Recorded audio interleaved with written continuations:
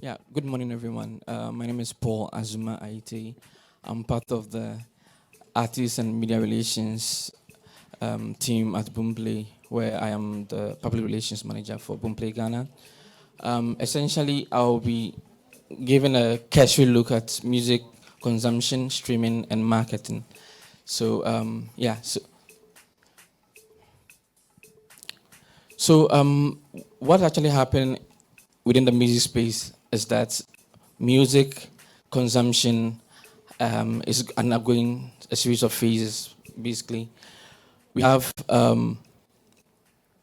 we started basically with the phonograph that came to vinyl in 1984, and then it went on to vinyl went on to the CDs, then the cassettes, then the cassettes came to the CDs essentially.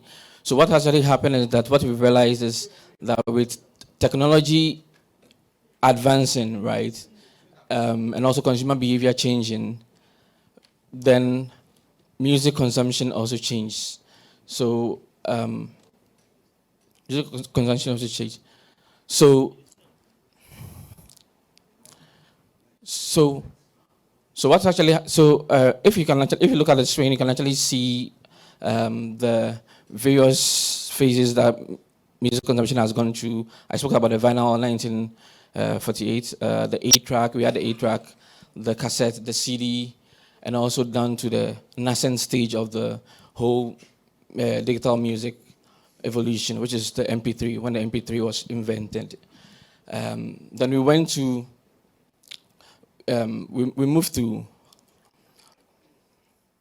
we moved to how the consumption has been over a number of years, particularly the IFPI, which is the International Federation of Phonograph Industry. They are the main voice of what happens within the record industry. And so they always bring out data as to how music consumption is trending, or how music consumption is affecting the whole music business. And so if you look carefully at the data, you can actually see the number of years against the revenue that has been generated, because automatically consumption results into revenue. And so across the years, we can actually see the vinyl era, we can see the cassette era, we can also see the compact disc era. And of key notice, the year 2014, 15, that's when we began to see streaming coming to the fore. We began to see streaming coming to the fore. So here I just put together the perspective in terms of the global, what was happening on the global stage and what's happening in Africa. In the 90s, you can actually see that there was dwindling use of cassettes, which also translated into CD sales. Then, whilst in Africa in the 90s, the music consumption was via cassettes. So, in the 20s to the same thing, we had music revenues plummeting, whilst down in Africa, CD piracy was at its high, essentially. So what we can actually get from this is that Africa has always been lagging behind the global stage or the world, which is predominantly dominated by the US market, the European market.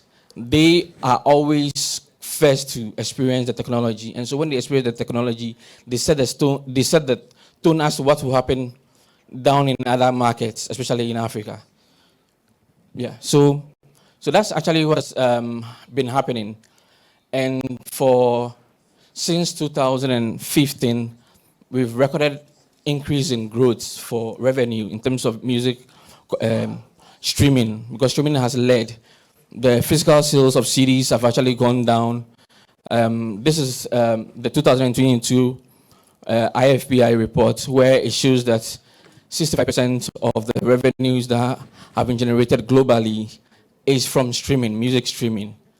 And so it's very important for us to actually note that streaming is going to take over, and we need to actually put in place structures in order to benefit from the boom that is going to happen in Africa, essentially. Yeah, so just basic understanding of streaming. Streaming is the method of listening to audio content without actually downloading the media files. Yeah, music streaming works in a very simple way. What happens is that a streaming platform or a streaming service will send data to a streamer in small amounts, and then what happens is that the pre-buffered music is played, is allowed to play over a period of time, and then essentially the user is supposed to enjoy uninterrupted music if the user has good internet.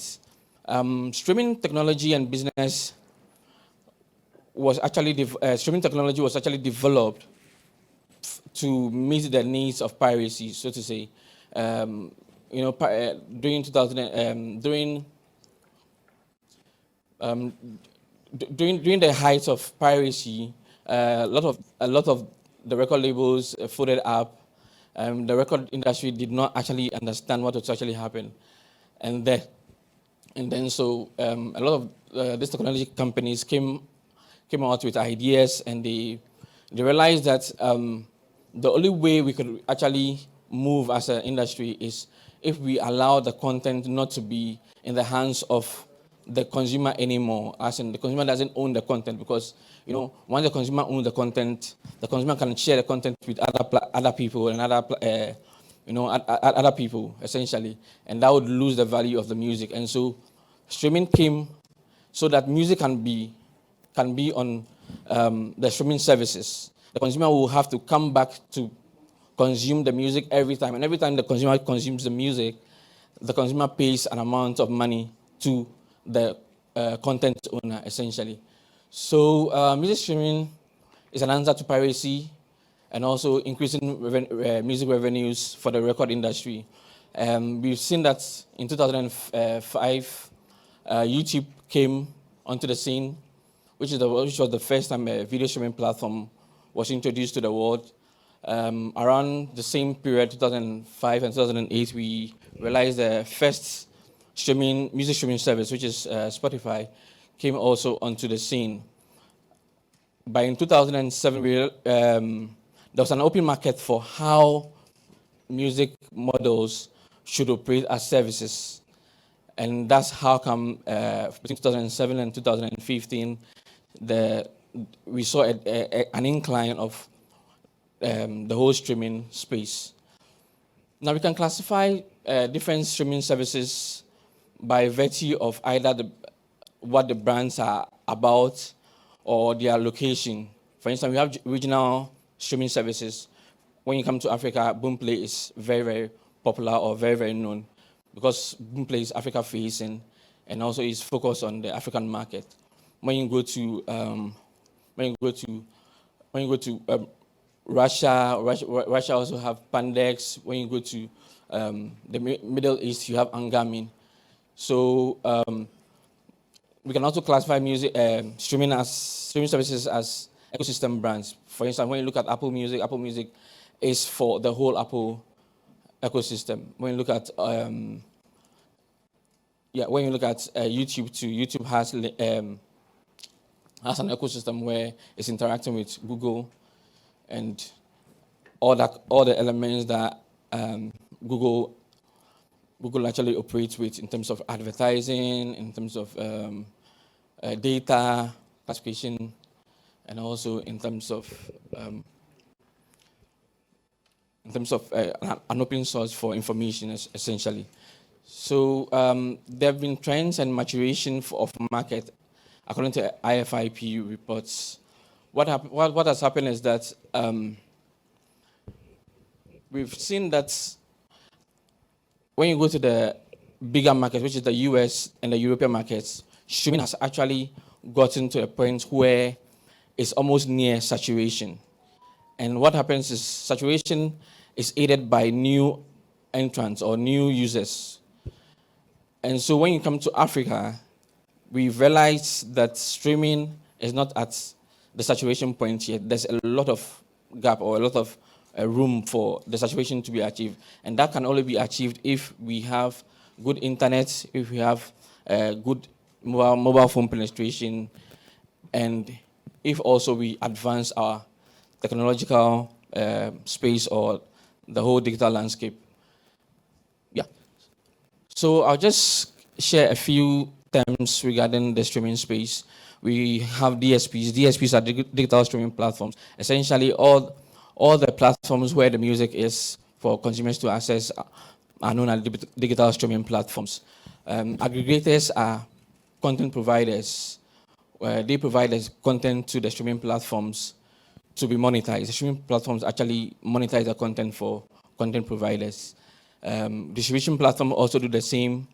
They get content from the content creators or content owners, and then they put the content on the streaming platform. So there's no front-facing when it comes to the DSPs to the content owner. What happens is that you'd have to go to a third party, which is the other distributor, an aggregator, or a distribution platform, essentially. Music marketing. When it comes to music marketing, the landscape has actually changed. It has changed such that everything is now connected in terms of the digital space. Your social media is connected to whatever happens on the digital streaming platform. If you're on TikTok, TikTok is a unique platform for music discovery, music promotion. If you're on other platforms like Facebook, Twitter is for conversations, to generate conversations. And so if you want to go about music marketing within this time, what is very, very important is for you to understand how platforms actually work. And then you put together plans that are before you release, or you put the project or the content on the platforms. And then when the content is ready to be out, you also need to put out plans, which is you have to do pitching for playlisting. You have to also do promotion when the music is actually out. So this is basically just a cursory look at what streaming is about and how music has evolved over the years and how streaming is leading in terms of revenue generation for the recording industry, essentially. So, yeah, that's pretty much it. All right, ladies and gentlemen, please put your hands together for Mr. Paul Azuma Ayite. Paul, I'm sure a lot of people are watching right now, and even in here, we have some artists, young ones, that who are actually coming up, and they will ask the basic question: how do we make the money? You know, they've said streaming. Before now, we had music platforms that, you put your song there and people will download for free, and they will put their signature on and all that. I don't want to mention any names, but we have had that in the past. 4, 5, 6 years ago, we saw a rise in that, and now we have all these platforms, including Boomplay, that people actually put in their songs. And you mentioned pitching for playlisting and all that.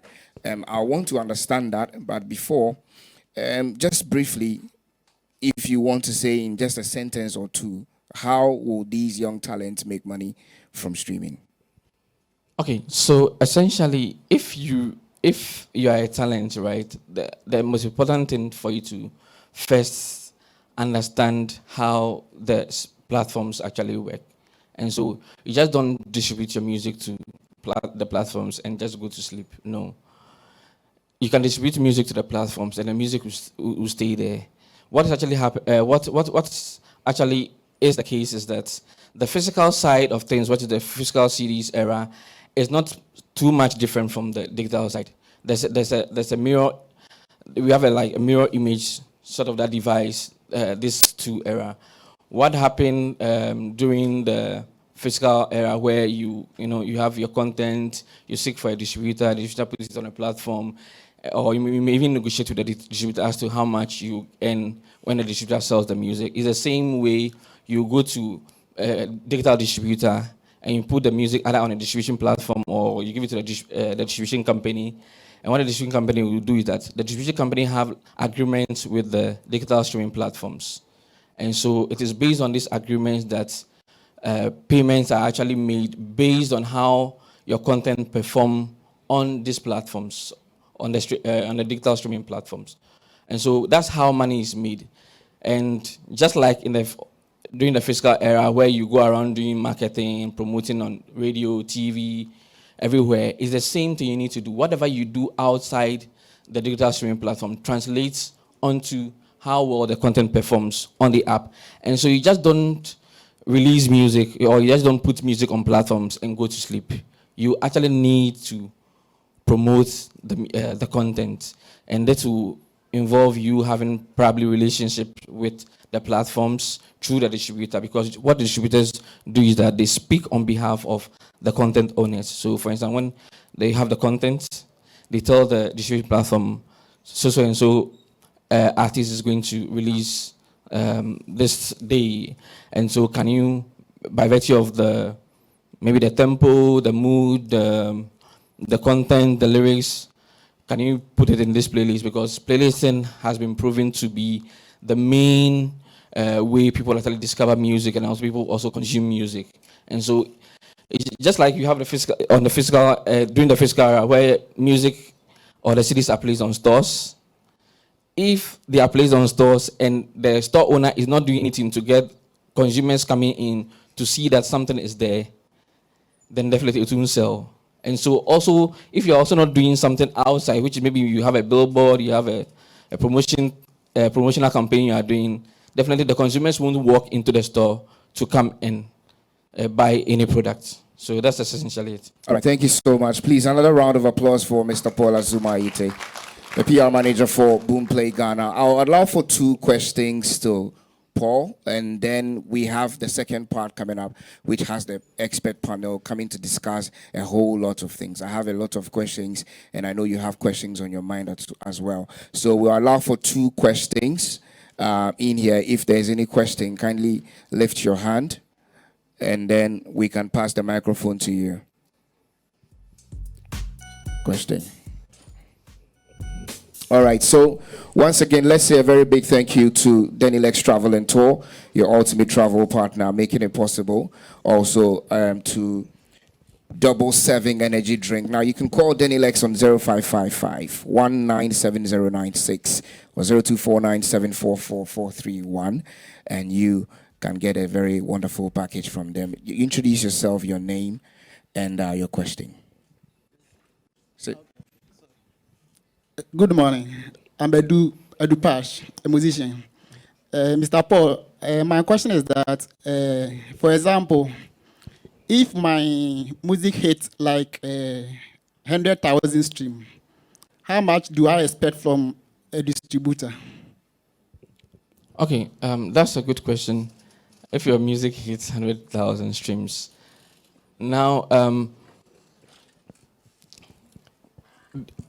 every platform has the way it calculates the value of streams.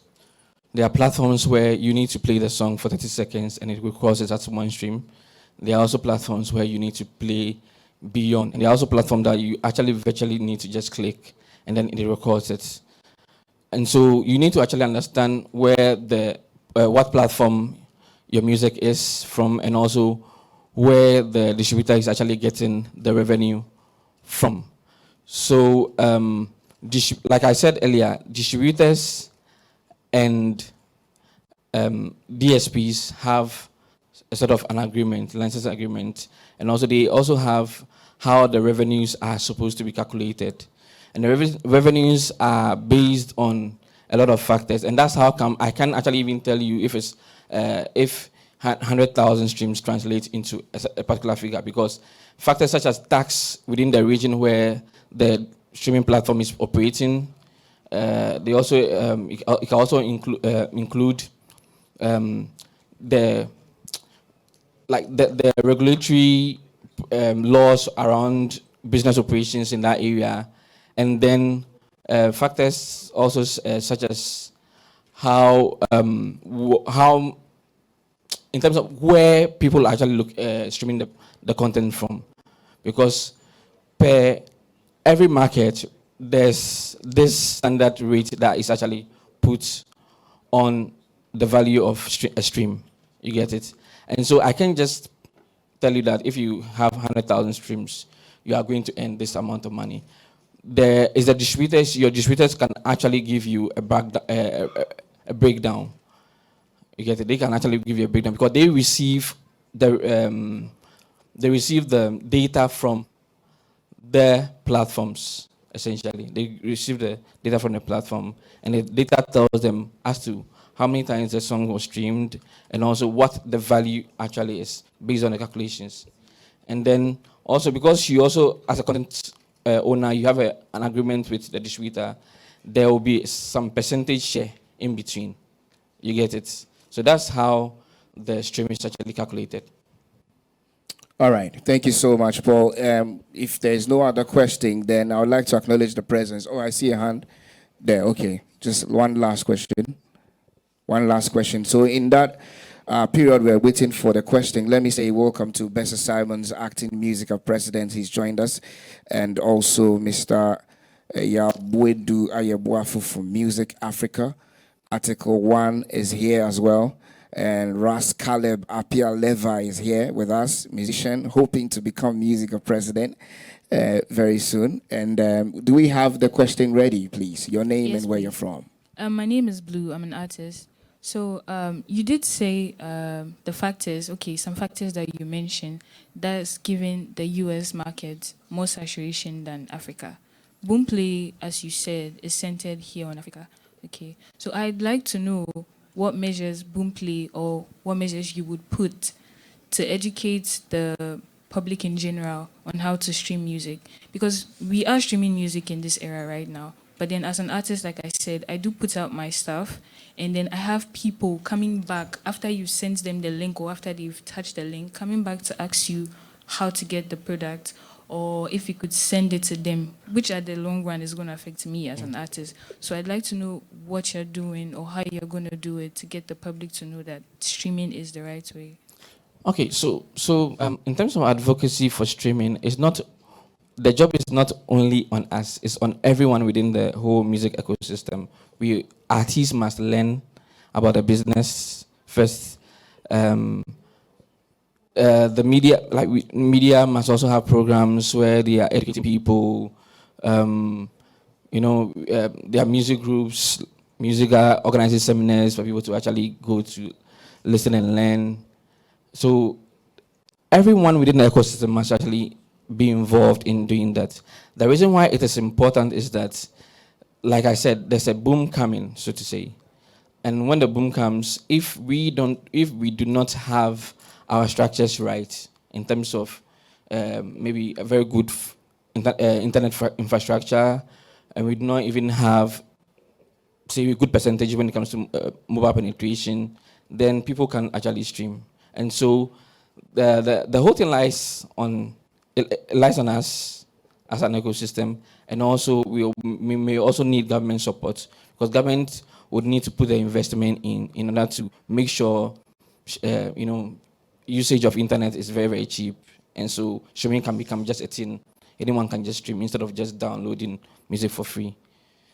You get it? So yeah, so it's up to all of us.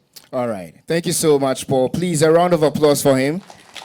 I'm sure we've learned a thing or two from the presentation, but we'll go for a break. When we return, we have the 4 panel members who are actually going to delve into another conversation altogether. We're looking at the evolution of the digital space from when it started, the journey so far, what to be learned from it, the way forward, the positioning, and what artists should know. So our expert panel, like we communicated, are ready and steady, coming through to give you all what you need. Once again, thank you to Boomplay Ghana. He said a boom. I'm hoping the boom is the Boomplay. And of course, we also thank you to Denilex Travel and Tour, your ultimate travel partner, as well as Double 7 Energy Drink. When you step out, you get yourself a can. After the break, there's more. Stay tuned.